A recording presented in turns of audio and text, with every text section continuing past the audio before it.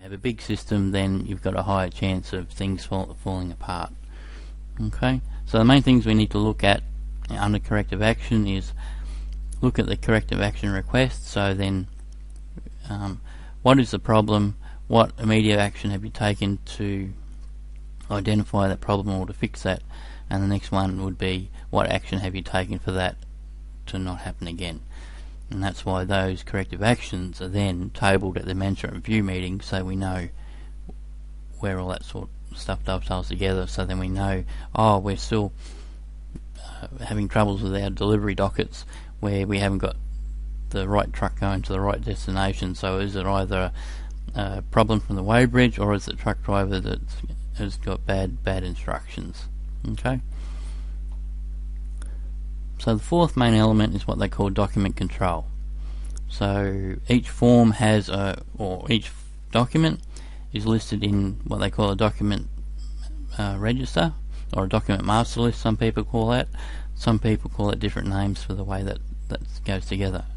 So as part of that document master list, then each form has its own number and its date of issue. So it might be form AUD number 1, which means audit form number 1, issued 11th of 2010. So you can look at that form just by looking at that. You can say, okay, this is the latest form, and that will be correlated to the document register. Now you'll see with one of the case studies we'll be looking a little bit later on, or one of the examples of this and where this can go wrong, where it can cause a lot of danger in the workplace. Okay, so if we look at one place for a case study, it was a screening company. So they make screens and heavy machinery and stuff like that. So basically we ordered this company and looked at those 4 key areas to start off with, to work out the roadmap and get a bit of a feel on the company and how it sort of operates. So by the time you walk into a company, you can work out within the first 5 minutes if they're doing the right thing or not. So it just depends on how hard it is to find the information that uncovers, or Murphy's Law is it'll find itself quite easily, or it'll fall in your lap when you just pick something at random, which is a fine example of what happened this day as well. So basically the first section we were looking at was audits. Okay, so we went and had a look at the audit schedule. They had an audit schedule in place, and we found that they were about 4 months behind, as one of the members of staff had left, and this was noted. So this was fair enough. So what we asked was, okay, your audit schedule, you're a little bit behind from there, that's why you're training some other staff to do these audits.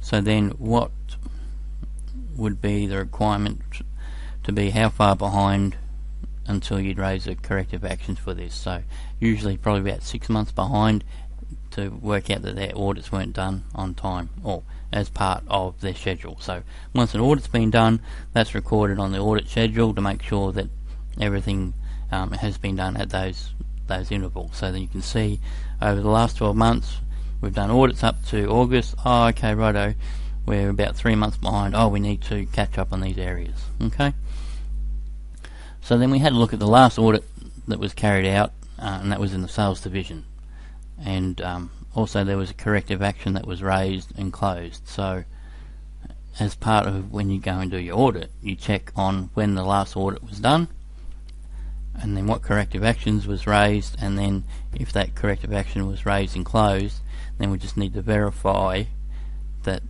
the audit had been closed on what everyone was saying. So we decided to have a look at the audit, so that was fine. We knew that the last one was carried out in sales and the corrective action was raised, so we decided to verify if this action was taken. So we went over to the sales department. So we walked over to the sales department, we asked one of the people, says, right, what happens in this area? So if you get an inquiry that comes in, then what do you do? So the first person that we asked said, oh, I've only been here for 6 months, so I don't really know what's going on. and they passed us on to another person in the sales division. So they said, righto, I don't really know what's going on, I'll pass them on to another person in the sales division, and they usually look after the quotes. So fair enough. So we went over to them and asked them what they did. So we looked after all the quoting and that for the company. Okay, that's fine. So then we asked, what do you do when you get an inquiry? So, and got them to run through on how everything went. And their reply was, oh, I just use this form here and supply a quote. Now the form that they showed us wasn't even one of the forms that was in the document master list. So he's just taken a form with some, a piggy bank of requirements, and he's gone, oh, I'll just copy this, and this, and just whack that into a quote form and send it off. That'll do. So I sat there and scratched my head a little bit and go, well, hang on a minute, haven't you got a sales procedure for this?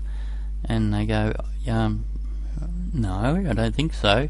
And he didn't know anything about the whole sales procedure that was written out, and there was a whole sales process or a flow chart on how the process went together. So basically, the last corrective action said they had a problem with sales. They did a training session with the sales team on the procedure to make sure everything was going on, and this guy is basically gone, well, I don't know anything about this. So he's just going on his merry own little way. I'll just do this, I'll do a quote from here and I'll send that out, that's fine.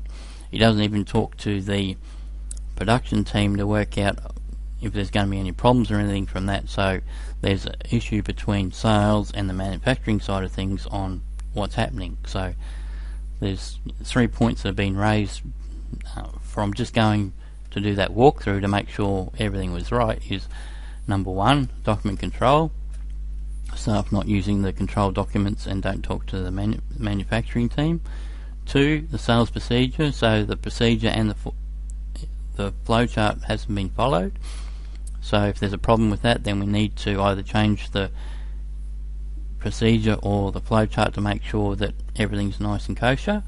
And the corrective actions weren't really closed out properly, because they said, oh, training was done, everyone was happy, and it's been closed out. And in a matter of fact, this wasn't the case. So this raises a few issues on how that sort of goes together from there. So, and it's not a problem that can be fixed overnight, but it's just one of those things that they need to look at to make sure that everything dovetails in together. So that's the first one that we've done from that screening company. The second one, when we went to put quality assurance into Boral, and basically we had some guys from head office write all these procedures and the books are way too big. So we had a quality manual for the quarry which was about 3 A4 folders big. So, and they said, oh, this is procedure for this, procedure for that, and it was just totally overwhelming, and basically the folders just sat on the bench and no one really looked at them. So then what we actually did was look at those items from there, and we decided to dovetail that down to 20 pages. So we've just listed the main elements in what we needed as part of the quality system to look after the quarry and its operations, worked out a way to control the materials in the stockpile. So to make it easier to relate to the truck drivers, all we made it was, if the stockpile is good to go, we put a green tick on it, and then if the material isn't right to go, then we put a red cross. So anything with a red cross isn't allowed to be sent outside the gate, and everything with a green tick has been passed and is allowed to go out, because it has a pass for that material to send out the gate. So then the way we had to do the traceability of in the quarries to work out how we're going to trace where we've done our shot or where we've crushed our rock from, gone through the plant, done our test on it, and then how do we identify that pile of dirt.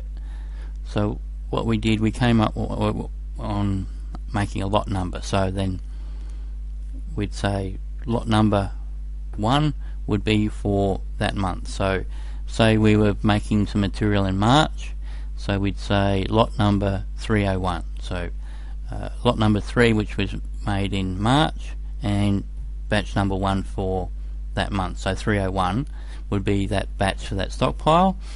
Tests would be taken from that stockpile and then taken to the lab where we do the testing to say if that would pass or fail. So that lot number 301, when the test passed, the truck driver, the guy from the gate would say, right, I need some 2.1 material from lot 301. So the truck driver would go to the stockpile that said lot number 301, and then that lot number 301 would be put on the docket. So then they'd say BMD Constructions 2.1 lot 301. So then when BMD rang up and said, oh, I need test results for lot 301 from the site that was sent to Southeast at Transit Lane or the busway, then we know that part of the quarry went through that part of the crusher, which came out of that part of the stockpile, which went on that truck, which went out to that site. So then we had full traceability all the way back, because then if something went wrong on site, then we could say, right, these are the test results that we sent out to that site, and everything was right on that product. So it was quite interesting the way that all sort of dovetailed together, and how the truck drivers,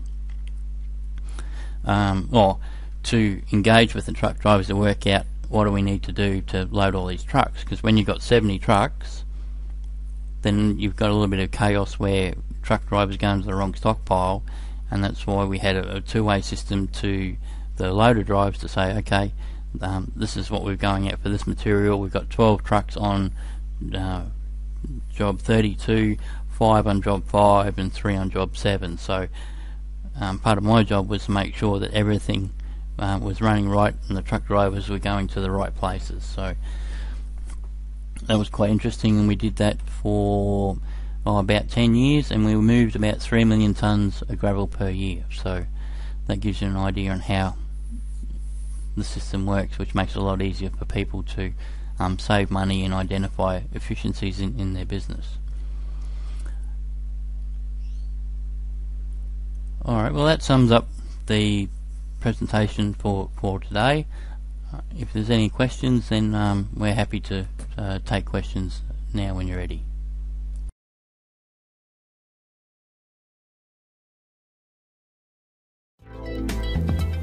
If you'd like to find out more, click the link in the description now.